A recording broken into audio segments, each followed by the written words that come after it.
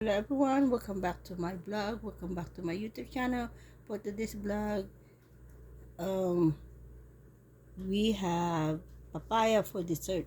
Is Caribbean papaya for dessert is pinkish color right here. Caribbean papaya for dessert is look yummy, is sweet. Caribbean papaya for desserts is very sweet.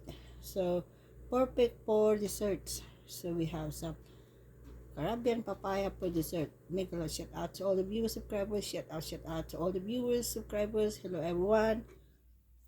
If you're new to my YouTube channel, you haven't liked, share, subscribe, please don't forget to pull the notification bell and watch all the video until the end and subscribe, like, and share and pull the notification bell, hit all and for more updated for the next vlog. Happy New Year everyone!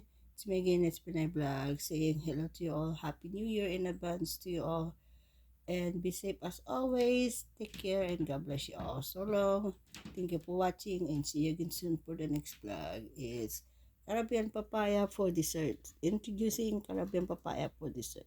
It's yummy and sweet. It's pinky colors.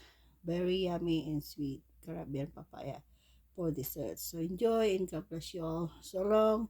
See you again soon for the next vlog. Thank you for watching and God bless.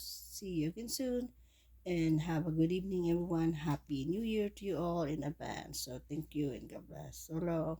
It's me again, Expedite Vlog. Make a shout out to all the viewers, subscribers. Shout out to all the viewers, silent subscribers. Hello everyone and please like and share. Help me to make my goal like 500 or more subscribers before end of this year. Please help me subscribe, like, and share. Love you guys. Thank you and God bless you all. So long and take care and God bless. Thank you for watching and see you again soon for the next vlog. Thank you and God bless.